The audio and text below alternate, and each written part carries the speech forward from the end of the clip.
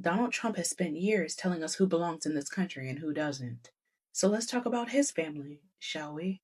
Trump's grandfather was born Friedrich Trump in 1869 in Bavaria. Germany had mandatory military service. Friedrich was required to serve. Instead, he chose to escape the country altogether. He was 16. He bought a one-way ticket, boarded a ship, and sailed to America. Without completing his military service, without officially registering his departure, without doing a single thing he was legally required to do before leaving. He just left, and this country welcomed him anyway. Eventually, he made his way to the Pacific Northwest. Then he followed the gold rush into Canada. During the Klondike Gold Rush, he moved to Yukon and made his fortune operating a restaurant and brothel for miners in Whitehorse. This is not an interpretation. A contemporary Yukon newspaper reported on it directly. The rooms had weighing scales in them, so miners could pay in gold dust for rendered services. The bulk of the cash flow came from the sale of liquor and sex, and that money got passed down. That is the foundation. That is his foundation. So when Friedrich had enough, he packed up his stuff and went back to Germany, got married, and tried to reclaim German citizenship and settle back home. Germany, however, said no. A local council letter from 1905 informed Friedrich that his citizenship would not be reinstated, and that he had 8 weeks to leave the country or be deported.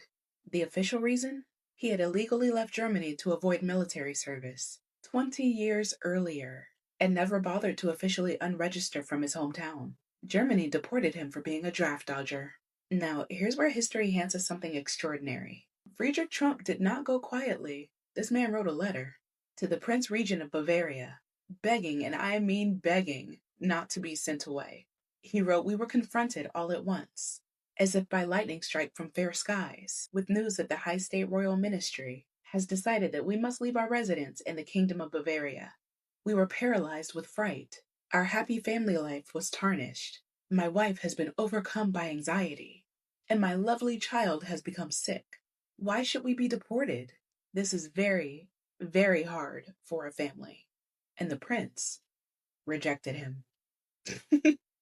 Friedrich left Germany on July 1st, 1905. His wife, 3 months pregnant with Donald Trump's father, Fred. That letter sat in a German archive for over 100 years.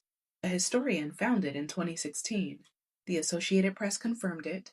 Harper's Magazine published the full translation. It's real, it exists. You can read it. Friedrich Trump, illegal immigrant, draft dodger, brothel operator, deportee, wrote a letter that said the deportation was cruel and unjust, and very, very hard for a family.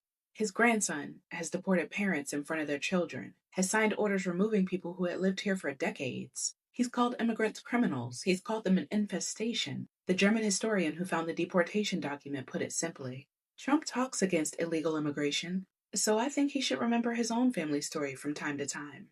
And here's the final thing that I need you to sit with. If the Prince of Bavaria had said yes, if they had let Friedrich stay, Donald Trump would not exist. Not here, anyway. He's here because a deportee begged for mercy and got on a ship.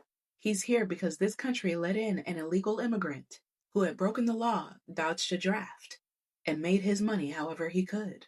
He's here because of exactly the kind of person that he's trying to erase.